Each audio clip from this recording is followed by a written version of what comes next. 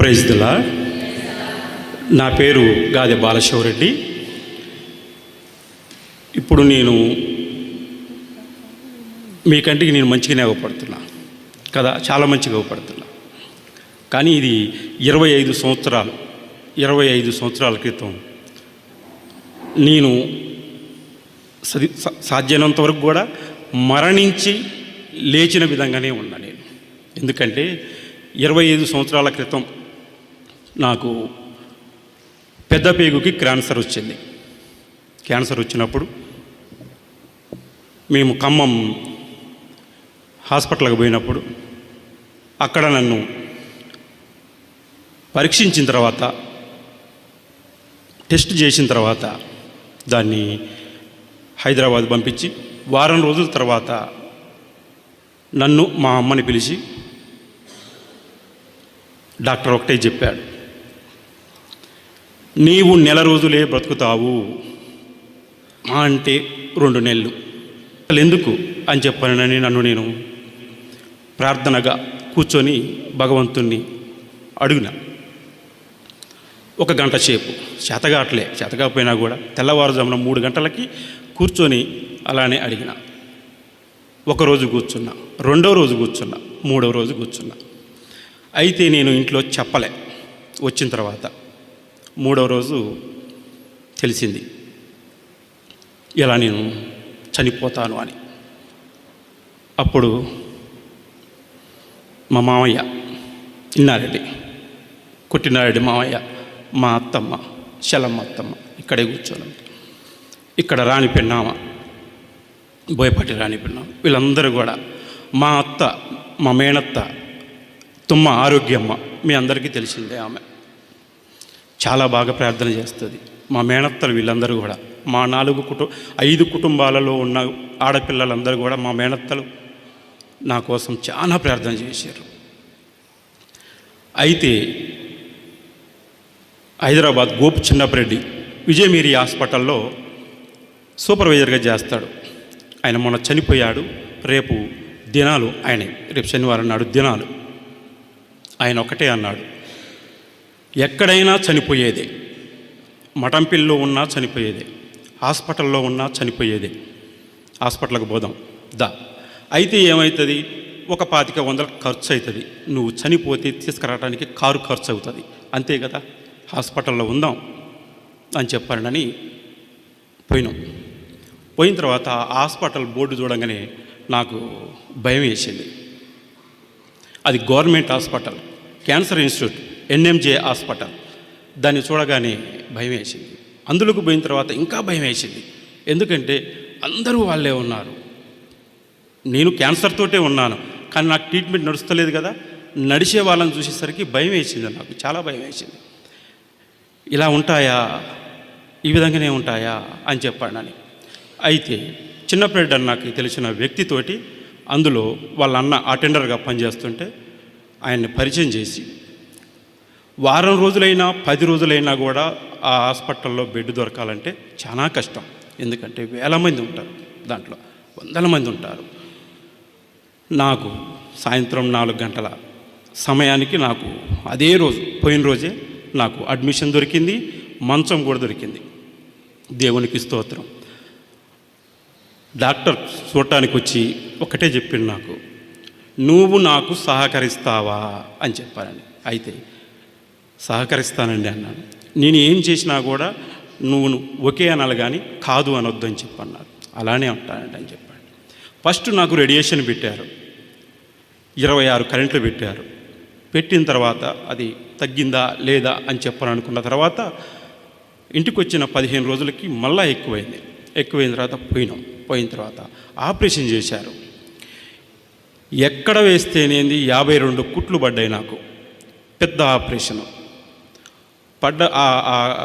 Operation చేసిన తర్వాత మేము ఇంటికి వచ్చిన తర్వాత మా అత్తమ్మలు, మా కుటుంబాల్లో ఉన్న ప్రతి ఒక్కరు కూడా చాలా ప్రార్థన చేశారు, సహకరించారు, అన్ని విధాలా సహకరించారు, నాకు తోడై నడిచారు.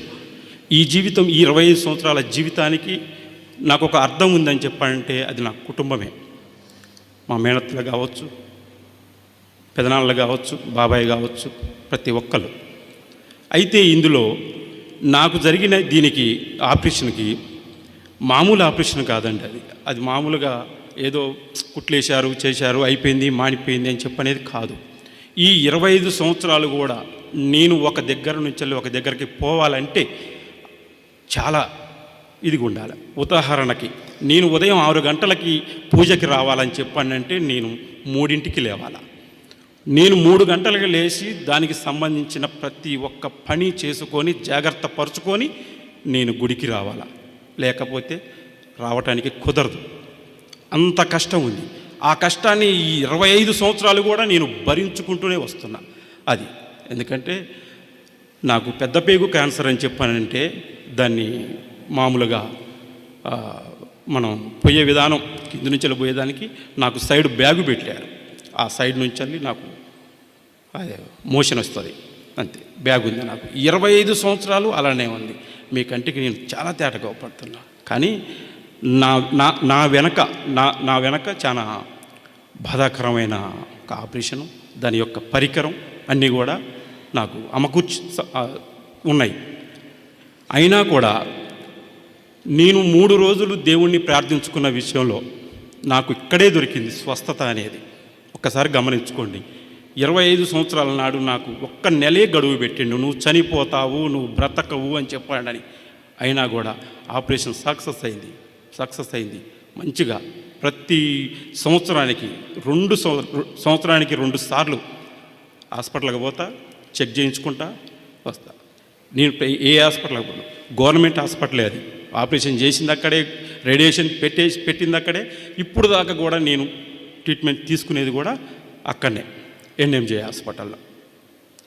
అయితే నాకు ఈ 25 సంవత్సరాలలో నన్ను ఏమాత్రం కూడా అసహించుకోకుండా, ఈసరించుకోకుండా నాకు తోడుగా నీడగా ఉన్నది నా భార్య. ఏ రోజు కూడా ఇలా ఉన్నా కూడా, ఏదన్నా ఇబ్బందికరమైన పరిస్థితులు వచ్చినా కూడా, ఏ రోజు కూడా ఇలా ఉంది అని చెప్పానని నన్ను బాధ పెట్టిన రోజులు లేవు, ఈసరించుకున్న రోజులు లేవు, ఏదీ లేదు. చాలా జాగ్రత్తగా ఏదన్నా ఉన్నా కూడా సరి చేయటం కానీ వాటిని శుభ్రం చేయటం కానీ ప్రతి ఒక్క విషయంలో కూడా నాకు తోడై ఉండి నిలబడి తను నన్ను బ్రతికించుకుంది. ఈ 25 సంవత్సరాలు నాకు, ఈ సంవత్సరంతో 25 సంవత్సరాలు. మనం దేవుణ్ణి ఎంత నమ్ముకుంటే మనకి ఎంత సహాయం చేస్తాడనేది మార్గ మధ్యలో మనకి ఎన్నో విధాలుగా, భగవంతుడే రానవసరం లేదు, మనిషి రూపంలోనే మనకు సహాయం చేస్తాడు. అది ఎవరైనా కావచ్చు. నాకు ఏ దిక్కు లేదు, అసలు నేను ఈ పరిస్థితుల్లో ఏ విధంగా ఉన్నానన్న దానికి నాకు మన్యం సత్యనారాయణ రెడ్డి సార్ పంతులు, మీలో చాలామందికి తెలుసు. ఆయన ఒక చిన్న కాగితం మీద తన పేరు రాసి, నా పేరు రాసి కోదాడు హాస్పిటల్కి పంపించిండు నన్ను. పంపించినప్పుడు ఆయన చూసి, లేదు కదమ్మా, అంత చూసిన తర్వాత కూడా పరిస్థితి బాగాలేదు అని చెప్పాను. ఆయన కూడా చేతులు ఎత్తేసిండు. అది అయినా కూడా అది ఫస్ట్ ఆయన, మనం ఎవరు తోడుంటారు, ఎవరు మనం వస్తారని చెప్పానంటే, సార్ పోతున్నాం, దారిన పోతున్నాం. ఆయన కలిసిండు, రాసిండు, ఇచ్చిండు. మంచి నడిచింది. ఆడ వైద్యం కూడా మంచి నడిచింది. అది అయిపోయింది. మనకు డబ్బు కావాలా? 25 సంవత్సరాలు కూడా దీంతో మనం ఇదైతుంది చెప్పాలంటే, ప్రతి నెల పోవాలని చెప్పాలంటే 11,000 నుంచి 12,000 రూపాయలు ఆ రోజుల్లోనే, 25 సంవత్సరాల క్రితమే. తర్వాత 3,000, 4,000, 3,000, 2,000 అట్టయ్యేది. లేదు, 2 నెలలు పోయిన తర్వాత ఆపేద్దాం అనుకున్నా నేను. 2 నెలలు పోయిన తర్వాత ఆపేద్దాం అని చెప్పని అనుకుంటే, మన జార్జ్ ఫాదర్, అప్పుడు ఫాదర్గానే ఉన్నారు, ఆయన పిలిచి, నువ్వు ట్రీట్మెంట్ ఎందుకు ఆపుతున్నావు? ఆడికి 1 నెల పోలే నేను. ఎందుకు పోలేదని చెప్పానంటే, ఇలా ఇబ్బందిగా ఉందండి, ఆపేస్తున్నా అని చెప్పాను నేను. నువ్వేం ఆపద్దు, నేనున్నా. నువ్వు ప్రతి నెలవు నీకు ఎంత ఖర్చు అవుతుందో ఆ ఖర్చు నువ్వు బిల్లు వేసి, ఆ బిల్లు నాకు అప్పచెప్పు. అది ఎంతనా కానీ, 10,000 కానీ, 20,000 కానీ, 30,000 కానీ కాక, ప్రతి రూపాయి నేనిస్తా, నువ్వు ధైర్యంగా ఉండి పొమ్మన్నాడు. అదే ధైర్యం నన్ను ఎన్ని సంవత్సరాలు కూడా నడిచింది. నాకు అదే 25 సంవత్సరాల క్రితమే మన అప్పుడు జార్జి ఫాదర్, ఇప్పుడు బావ, అయితే తను ఏమంటాడంటే 1,50,000 పెట్టుకుండు నాకు. నేను ఆయన ఇచ్చిన ప్రతి రూపాయిని నేను ఒక పుస్తకం మీద రాసుకొని నేను ఇది చేసుకున్నాను. 1,50,000 ఆ రోజే నాకు ఆయన సహాయం చేసిండు. ఆర్థికంగా మాట సహాయం చేసిన వాళ్ళు, డబ్బు సహాయం చేసిన వాళ్ళు, వీళ్ళందరినీ ఎవరు తోడు చేశారు? దేవుడే తోడు చేసిండు. మన దగ్గరకు వచ్చిన ప్రతి వ్యక్తి కూడా దేవుడు పంపించిన వ్యక్తే. ప్రతి ఒక్కరు కూడా నాకు అందరూ సహాయపడ్డ ప్రతి వ్యక్తి ఆ భగవంతుడు తోడై నీడై నన్ను నడిపించిండు. ఈ సంవత్సరానికి నిండా 25 సంవత్సరాలు నిండి నేను మీ ముందు మంచిగా ఉన్నా. అదేవిధంగా నాకు ఒక కుటుంబాన్ని ఇచ్చింది. ఆ కుటుంబం ఎలా ఉందని ఎలా అంటే, నేను మార్గ మధ్యలో పోతుంటే నన్ను అన్నానే పిలుస్తారు, నోటి నిండా చక్కగా పిలుస్తారు. నేను వాళ్ళకి అన్ననైనా, వాళ్ళ కుటుంబ సభ్యుల్లో ఏ విధంగా అయితే అన్నా అని పిలుస్తారో అట్టనే పిలుస్తారు, నన్ను చక్కగా పిలుస్తారు. అదొక కుటుంబం అయింది. నాకు ఒక గాయక బృందాన్ని ఇచ్చింది. అదే గాయక బృందంలో నా చెల్లెళ్ళు కావచ్చు, అక్క కావచ్చు, పిన్నమ్మ కావచ్చు, ఏ రోజు కూడా నన్ను బాల ఈ విధంగా జరుగు, పక్కకు బో అని చెప్పాలని ఏ రోజు అనలేదు. ఒకవేళ ఏదైనా ఇబ్బంది ఉన్నా భరించుకున్నారే తప్పనిచ్చి నన్ను ఇబ్బంది పెట్టలేదు. ఎందుకంటే నాకున్న పరిస్థితికి ఇబ్బంది అనేది కలుగుతుంది. అది ఏ రకంగా కలుగుతుంది. కొద్ది ఒత్తిడి తగిలినా కలుగుతుంది, ఏదైనా గబగబ నడిచినా లేకపోతే ఏదైనా చేసినా కూడా అది కలుగుతుంది. అయినా కూడా నన్ను పక్కన పెట్టుకొని జోసఫ్ సార్ కావచ్చు, విజయమీర టీచర్ కావచ్చు, దీప్తి కావచ్చు, మమత, వీళ్ళందరూ ప్రతి ఒక్కరు కూడా ఆ కుటుంబంలో నేను ఒక సభ్యుణ్ణి ఆ విధంగా చూసుకొని మంచిగా దేవుడు నాకు ఈ అవకాశాన్ని ఇచ్చి మంచి సాక్ష్యాన్ని చెప్పే అవకాశం ఇచ్చినందుకు దేవునికి స్తోత్రములు, వందనములు. Praise the lord.